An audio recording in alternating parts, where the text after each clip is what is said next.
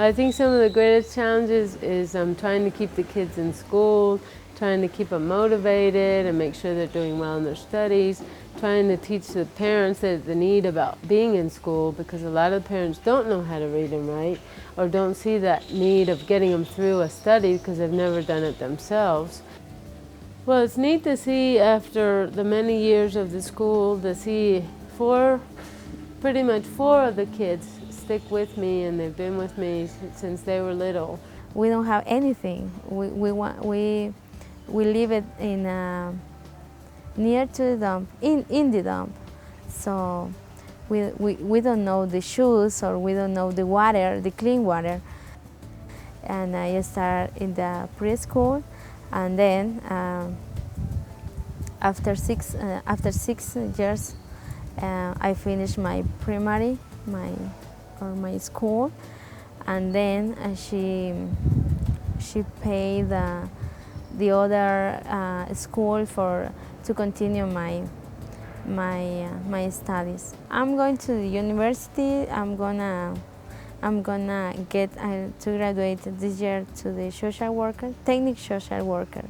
To me, it is an exciting moment to see that Cata is going to be graduating, that Oliver's in his last year, he'll be graduating next year, and to see them graduate from the university, to me, is as a blessing from God, to see Him touch these kids' lives and see that if they're willing and they're dedicated and they're diligent, that they're going to reach those goals.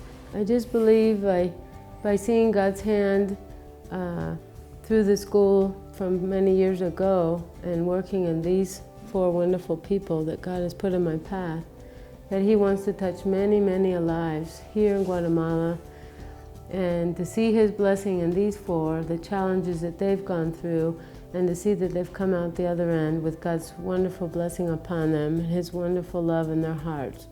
They are touching the lives of the people around them, and to have them here working with me has been such an encouragement, such a strength, and just to help me keep going.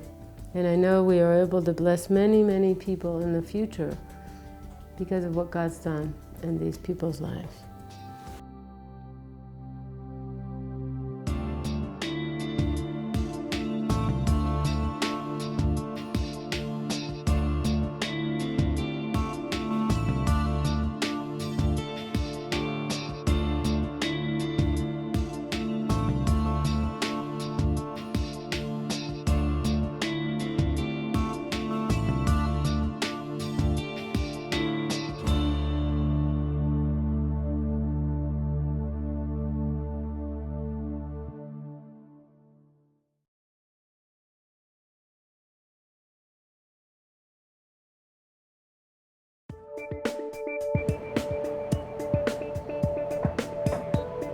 I go down and take teams down there.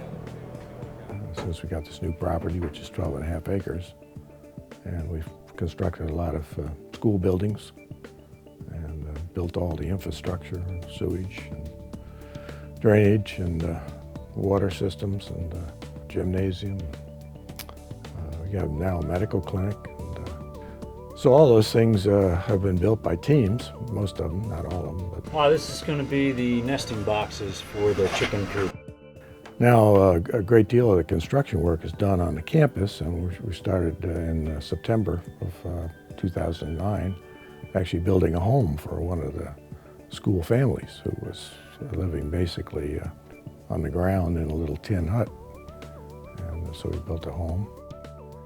The school year there goes from January through October, so we try and have the teams there when the kids are there so they can really get involved with the kids, in addition to whatever work project they may be on. This is my third year down at Mi Refugio. I'm in the sewing room again, and working with these kids and helping them learn to sew, it's just an amazing experience. They're a joy to work with, and I will come back every year as much as I can. There's about 120 kids at the school, and then the staff, and then some villagers nearby, and they're going to come in for dental care. And we're pretty much doing what's most necessary first, like infections, abscesses, and big cavities. If you've looked around, it's a real dental office almost. I mean, we got like a real chair and a second one that's in production. It really puts in perspective when we go back to the States and we have a child that's whining about a filling being high, when we have these kids that are just happy that you're doing anything for them. So we have a number of medical teams, probably the last 5 years, and we go out to the surrounding villages, and we go down to the garbage dump and actually set up medical clinics there. Today we're here with a medical team of doctors, physician's assistants, and nurses. We bring all of our medical supplies with us. This year we brought down over 350,000 vitamins, which we'll be distributing to the various people in the villages here and at the school, Mi Refugio. Many of the conditions we find are just relating to the dirt and the mold that they live in. So we see a lot of scabies, we see a lot of lice, we see a lot of eye infections and nose infections, a lot of things. If you think about it, these folks have never have an opportunity to see a doctor like we do. If we're not feeling well, we can easily go see a doctor at any time, but these guys, they just don't have that opportunity, and often the conditions just get worse and worse.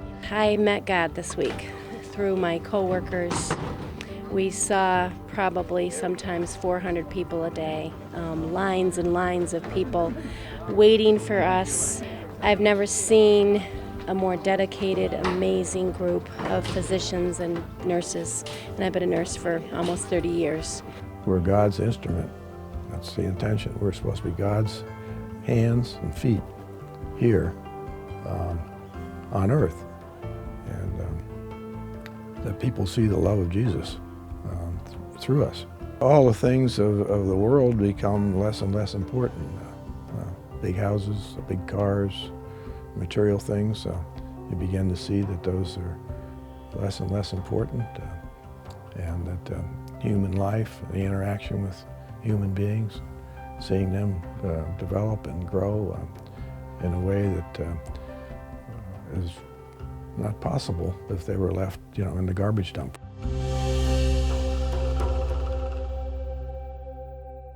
It's easy to say, yes, this was of God, because now there's all this. But in the beginning, I didn't even have 1 cent. All I had was what God put on my heart. And I can see God in His mercy and His great love touch many lives to say, hey, I want to support you. I want to help you. Here's a crayon, here's a pencil, here's a notebook. And I can see that God touched many hearts, and I thank you for that from the first day. And I thank you for the kids' sake, that because we have seen many kids come through the school, we've seen many kids graduate, and they're going on, and they're becoming the young people of tomorrow for Guatemala, so that they can be that light that can shine in Guatemala and make a difference for tomorrow. Thank you for being a part of it. Thank you from the bottom of my heart. And thank you from the kids. And thank you for helping us to be able to make God's vision, what God put in our hearts, to make it alive, to make it what it is today.